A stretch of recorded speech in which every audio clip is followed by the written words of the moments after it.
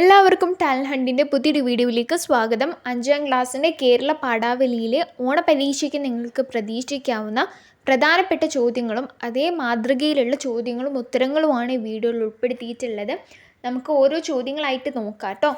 ആദ്യത്തെ ചോദ്യം ഇതാണ്: ഖണ്ഡിക വായിച്ച് ചോദ്യങ്ങൾക്ക് ഉത്തരം എഴുതുക. നമ്മൾ ഏതൊരു ചോദ്യപേപ്പർ എടുത്ത് കഴിഞ്ഞിട്ടുണ്ടെങ്കിലും നമുക്കറിയാം, ആദ്യം നമുക്കൊരു കവിതയോ അല്ലെങ്കിൽ ഒരു പാഠഭാഗത്ത് നിന്നുള്ളതോ അല്ലെങ്കിൽ മറ്റേതെങ്കിലും ഒരു പാരഗ്രാഫ് തരും. എന്നിട്ട് അതുമായി ബന്ധപ്പെട്ടിട്ടുള്ള ഒരു 4-5 ചോദ്യങ്ങൾ ചോദിക്കും. മൾട്ടിപ്പിൾ ചോയ്സ് ക്വസ്റ്റ്യൻസ് ആയിരിക്കും, 4 ഓപ്ഷൻസ് ഉണ്ടായിരിക്കാം. അതിനുത്തരം എഴുതണം. നമുക്കിവിടെ കൊടുത്തിരിക്കുന്നത് നോക്കാം. താഴെ നൽകിയിരിക്കുന്ന ഖണ്ഡിക വായിച്ച് അതിന് താഴെയുള്ള ചോദ്യങ്ങൾക്ക് ലളിതമായി ഉത്തരം എഴുതുക. അപ്പോൾ നമുക്ക് ചോദ്യം ഒന്ന് വായിച്ചു നോക്കാം. കാട്ടിലെ മഴ അനുഭവം നാട്ടിൻപുറങ്ങളിലെ മഴയിൽ നിന്നും ഏറെ വ്യത്യസ്തവും അത്ഭുതം നിറഞ്ഞതുമാണ്. ആകാശത്ത് കറുത്ത മേഘങ്ങൾ കൂട്ടമായി ഉയർന്നു വരുമ്പോൾ തന്നെ കാട്ടിലെ മരങ്ങളും ജീവജാലങ്ങളും അതറിയും. പേമാരിക്ക് തൊട്ടുമുമ്പ് കാട്ടിലാകെ വലിയൊരു ശാന്തത വന്നു മൂടും. പക്ഷികൾ തങ്ങളുടെ കൂടുതിരക്കി പാറിപ്പറക്കും. മരച്ചില്ലകളിൽ തുള്ളിച്ചാടിയിരിക്കുന്ന കുരങ്ങന്മാർ ഇടതൂർന്ന ഇലപ്പടർപ്പുകൾക്കിടയിൽ അഭയം തേടും. പെട്ടെന്നാണ് ശക്തമായ കാറ്റ് വീശിയടിക്കുന്നത്. വലിയ മരങ്ങൾ കാറ്റിൽ തലയാട്ടി നൃത്തം ചെയ്യാൻ തുടങ്ങും. തുടർന്ന് വലിയ ശബ്ദത്തോടെ മഴത്തുള്ളികൾ പാതകളിൽ മരച്ചില്ലകളിലും വീണു തുടങ്ങും. കാട്ടിലെ മഴയ്ക്ക് പ്രത്യേക ഒരു സംഗീതമുണ്ട്. കാട്ടുചോലകൾ കവിഞ്ഞൊഴുകുന്ന ശബ്ദവും മരപ്പൊത്തുകളിൽ നിന്ന് വെള്ളം താഴേക്ക് തുള്ളിയായി വീഴുന്ന ശബ്ദവും ചേർന്ന് കാടിനാകെയൊരു മനോഹരമായ ഗാനരംഗമാക്കുന്നു. മഴ പെയ്തു തോരുമ്പോൾ കാടിന് പുതിയൊരു പച്ചപ്പും ഉണർവും കൈവരും. മണ്ണിൽ നിന്ന് ഉയരുന്ന സുഗന്ധവും ഇലകളിൽ തങ്ങി നിൽക്കുന്ന മഴത്തുള്ളികളിൽ സൂര്യവെളിച്ചം തട്ടി തിളങ്ങുന്ന കാഴ്ചയും പ്രകൃതിയുടെ വലിയൊരു അത്ഭുതമാണ്.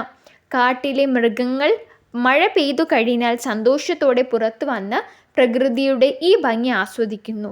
കാടും മഴയും തമ്മിലുള്ള ആഴത്തിലുള്ള ബന്ധം ഈ കാഴ്ചകളിൽ നിന്ന് നമുക്ക് മനസ്സിലാക്കാം. ഇതാണ് നമ്മുടെ പാരഗ്രാഫിൽ പറഞ്ഞിട്ടുള്ളത് അല്ലേ. ഇനി നമുക്ക് ഇതുമായി ബന്ധപ്പെട്ടുള്ള ചോദ്യങ്ങൾ നോക്കിയാലോ. ഒന്നാമത്തെ ചോദ്യം ഇതാണ്: മഴ പെയ്യുന്നതിന് തൊട്ടു മുൻപ് കാട്ടിൽ ഉണ്ടാകുന്ന മാറ്റം എന്താണ്? 1 മാർക്കിൻ്റെ ചോദ്യമാണ്. നമുക്ക് തുടക്കത്തിൽ തന്നെ തന്നിട്ടുണ്ട് അല്ലേ. മഴയ്ക്ക് തൊട്ടു മുൻപ് കാട്ടിലാകെ വലിയൊരു ശാന്തത വരും. പക്ഷികൾ കൂട്ടിലേക്ക് പറക്കുകയും കാറ്റ് വീശി അടിക്കുകയും ചെയ്യുന്നു. ഇനി ഇതിലെ ബി ചോദ്യം ഇതാണ്: മഴ പെയ്യുമ്പോൾ മരങ്ങളും കുരങ്ങന്മാരും എന്താണ് ചെയ്യുന്നത്? വലിയ മരങ്ങൾ കാറ്റിൽ തലയാട്ടി നൃത്തം ചെയ്യൂ അല്ലേ. കുരങ്ങന്മാർ ഇടതൂർന്ന ഇലപ്പടർപ്പുകൾക്കിടയിൽ ഒളിച്ചിരിക്കും.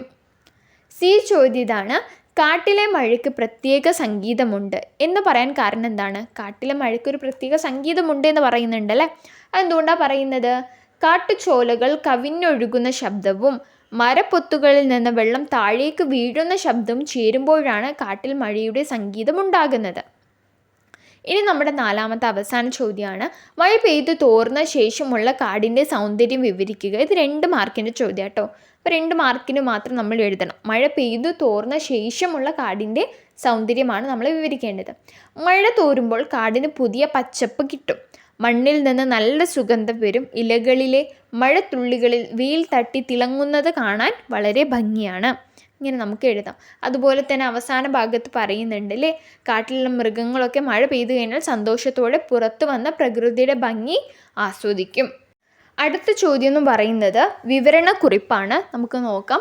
മണ്ണിൻ്റെ കിനാവുകൾ എന്ന പാഠഭാഗം അടിസ്ഥാനമാക്കി മണ്ണും കർഷകനും തമ്മിലുള്ള ആഴത്തിലുള്ള ബന്ധത്തെയും കർഷകൻ്റെ നന്മ നിറഞ്ഞ മനസ്സും വ്യക്തമാക്കുന്ന ഒരു വിവരണക്കുറിപ്പാട്ടോ നമ്മൾ തയ്യാറാക്കേണ്ടത്. കഥാപാത്ര നിരൂപണക്കുറിപ്പല്ല, വിവരണക്കുറിപ്പാണ് നമ്മൾ തയ്യാറാക്കേണ്ടത്. അതായത് നമ്മൾ അതിലെന്തിനെക്കുറിച്ചാണ് പറയേണ്ടത്? മണ്ണും കർഷകനും തമ്മിലുള്ള ആഴത്തിലുള്ള ബന്ധത്തെയും അതുപോലെ തന്നെ കർഷകൻ്റെ നന്മ നിറഞ്ഞ മനസ്സിനെയൊക്കെ വ്യക്തമാക്കുന്ന ഒരു വിവരണക്കുറിപ്പ് വിവരിച്ചുകൊണ്ടുള്ള ഒരു കുറിപ്പാണ് നമ്മൾ തയ്യാറാക്കേണ്ടത്. അപ്പോൾ ഞാൻ എല്ലാ വീഡിയോയിലും പറയുന്നത് പോലെ നമ്മൾ ഏതൊരു കുറിപ്പ് തയ്യാറാക്കുമ്പോഴും അതിന് നല്ലൊരു തലക്കെട്ട് കൊടുക്കാൻ മറക്കരുത്. നല്ലൊരു ഹെഡിങ് കൊടുക്കണം. ഇവിടെ കൊടുത്തിരിക്കുന്നത് മണ്ണിൻ്റെ തോഴനായ കർഷകൻ. മണ്ണിൻ്റെ കിനാവുകൾ എന്ന പാഠഭാഗത്ത് മണ്ണിലെ അധ്വാനത്തിൻ്റെ സന്തോഷവും കർഷകൻ്റെ നിഷ്കളങ്കമായ മനസ്സുമാണ് കാണാൻ കഴിയുന്നത്. മണ്ണ് കർഷകന് വെറും ഒരു മണ്ണല്ല, അത് അവൻ്റെ ജീവനാണ്. വെയിലും മഴയും കൊണ്ട് വയലിൽ ഇറങ്ങി പണിയെടുക്കുന്ന കർഷകൻ കതിരുകൾ വിതച്ച് നാടിന് ഭക്ഷണം നൽകുന്നു. മണ്ണിൽ വിത്ത് പാകുമ്പോൾ അത് മുളച്ചു പൊന്തിയ ധാന്യമായി മാറുമെന്ന വലിയ സ്വപ്നമാണ് കർഷകനുള്ളത്. കർഷകൻ്റെ അധ്വാനമാണ് നാടിൻ്റെ നിലനിൽപ്പ്. പ്രകൃതിയെ സ്നേഹിക്കുകയും മണ്ണിനോട് നന്ദിയുള്ളവനായിരിക്കുകയും ചെയ്യുന്ന നല്ലൊരു മനസ്സാണ് കർഷകൻ്റേത്. കർഷകനെയും അവൻ്റെ അധ്വാനത്തെയും നാം എപ്പോഴും ബഹുമാനിക്കണം. ഇത്തരത്തിലൊരു വിവരണക്കുറിപ്പ് നമുക്ക് തയ്യാറാക്കാവുന്നതാണ്. ഇനി നമുക്ക് അനുഭവക്കുറിപ്പാണ് തയ്യാറാക്കേണ്ടത്. കാട്ടിലെ മഴ എന്ന പാഠഭാഗം വായിച്ചപ്പോൾ നിങ്ങളുടെ മനസ്സിലുണ്ടായ കാഴ്ചകളെ ആസ്പദമാക്കി മനോഹരമായൊരു വിവരണം, ഒരു കുറിപ്പ് തയ്യാറാക്കുവാനാണ് പറഞ്ഞിട്ടുള്ളത്. നമ്മൾ കാട്ടിലെ മഴ എന്നുള്ള പാഠഭാഗം വായിച്ചതാണ്. അപ്പോൾ ആ ഒരു കഥ വായിച്ച സമയത്ത് നമ്മുടെ മനസ്സിലുണ്ടായ കാഴ്ചകളെ ആസ്പദമാക്കിക്കൊണ്ട് വേണം നമ്മളൊരു വിവരണം തയ്യാറാക്കാൻ. മഴ പെയ്യുന്ന മനോഹരമായ കാട്, ഇത്തരത്തിലൊരു തലക്കെട്ട് നമുക്ക് കൊടുക്കാം. കാട്ടിലെ മഴ കാണാൻ വളരെ ഭംഗിയാണ്. ആകാശത്ത് കറുത്ത മേഘങ്ങൾ നിറയുമ്പോൾ കാട്ടിലെ മരങ്ങളും പക്ഷികളും കുരങ്ങന്മാരും മഴയെ സ്വാഗതം ചെയ്യാൻ തയ്യാറാകുന്നു. വലിയ കാറ്റിൻ മരച്ചില്ലകൾ ഇളകിയാടുന്നു. മഴത്തുള്ളികൾ മരവിറകുകളിലും ഇലകളിലും വീഴുമ്പോൾ മനോഹരമായ ശബ്ദമുണ്ടാക്കുന്നു. മഴ പെയ്തു കഴിയുമ്പോൾ പ്രകൃതി കൂടുതൽ പച്ചപ്പുള്ളതായി മാറും. മണ്ണിൽ നിന്ന് മനോഹരമായ ഗന്ധം വരും. ഇലകളിൽ നൽകുന്ന മഴത്തുള്ളികളിൽ വെയിലടിക്കുമ്പോൾ അവ മുത്തുപോലെ തിളങ്ങും. കാട്ടിലെ മഴ പ്രകൃതി നൽകുന്ന വലിയൊരു സമ്മാനമാണ്. ഇത്തരത്തിലൊരു വിവരണക്കുറിപ്പ് നമുക്ക് തയ്യാറാക്കിക്കൂടെ? വളരെ ലളിതമായ വാക്കുകൾ കൊണ്ടാണ് നമ്മൾ ഈ ഒരു വിവരണക്കുറിപ്പ് തയ്യാറാക്കിയിട്ടുള്ളത്. ഇതൊന്ന് നിങ്ങൾ വായിച്ചു പോവുക കേട്ടോ. ഇനി നമുക്ക് അടുത്തതായിട്ട് അഭിപ്രായക്കുറിപ്പാണ് തയ്യാറാക്കാനുള്ളത്. കൃഷിയും കാടുകളും സംരക്ഷിച്ചാൽ മാത്രമേ നമ്മുടെ നാടിന് നിലനിൽപ്പുള്ളൂ. ഈ ആശയത്തോടുള്ള നിങ്ങളുടെ അഭിപ്രായക്കുറിപ്പ് തയ്യാറാക്കാനാണ് പറഞ്ഞിട്ടുള്ളത്. കൃഷിയും കാടുകളും സംരക്ഷിച്ചാൽ മാത്രമേ നമ്മുടെ നാടിന് നിലനിൽപ്പുള്ളൂ. അത് ശരിയായ ഒരു പ്രസ്താവനയാണ്. അപ്പം നമുക്ക് അതിനോടുള്ള നമ്മുടെ അഭിപ്രായക്കുറിപ്പാണ് നമ്മൾ എഴുതേണ്ടത്. എന്നും പറയുന്ന പോലെ തലക്കെട്ട് എഴുതാൻ മറക്കരുത്. മണ്ണും കാടും നമ്മുടെ ജീവനാണ്.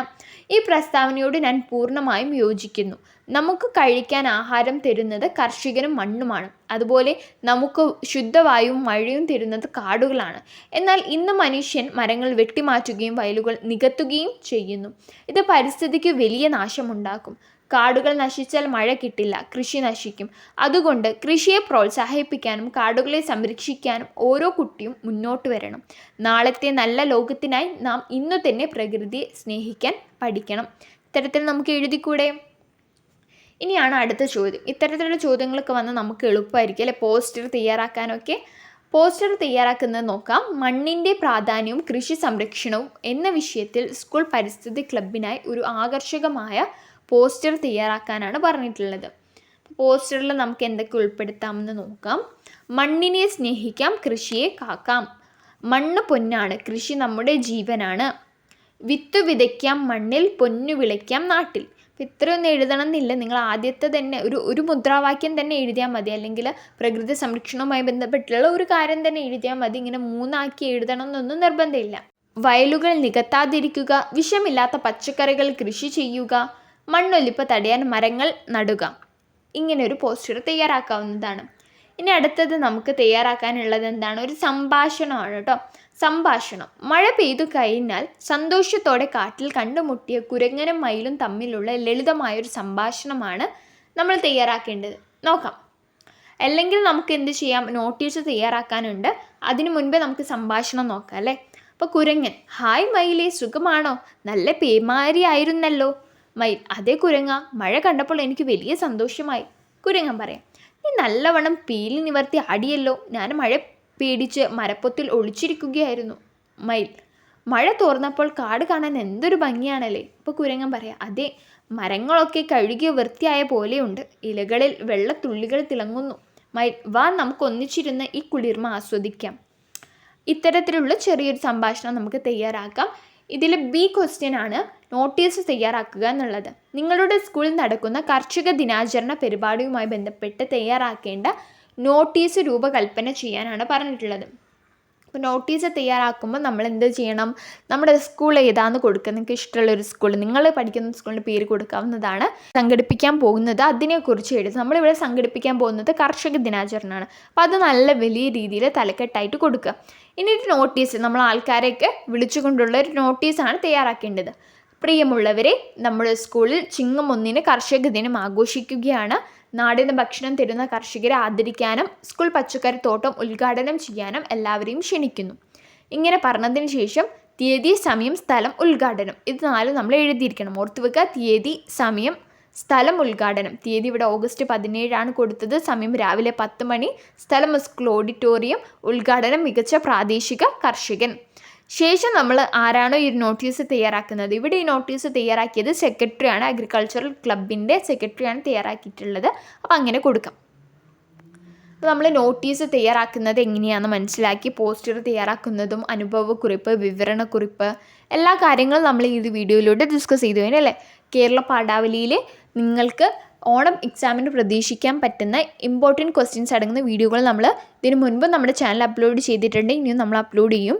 സബ്സ്ക്രൈബ് ചെയ്ത് നോട്ടിഫിക്കേഷനൊക്കെ ഓണാക്കി വെക്കുക. ഈ വീഡിയോ ഉപകാരപ്പെട്ടെങ്കിൽ തീർച്ചയായും ലൈക്ക് ചെയ്യുക, കൂട്ടുകാർക്കൊക്കെ ഷെയർ ചെയ്ത് കൊടുക്കുക. അവർക്കും എക്സാമൊക്കെ എളുപ്പമാവട്ടെ. മറ്റൊരു വീഡിയോയുമായി നമുക്ക് വീണ്ടും കാണാം. താങ്ക്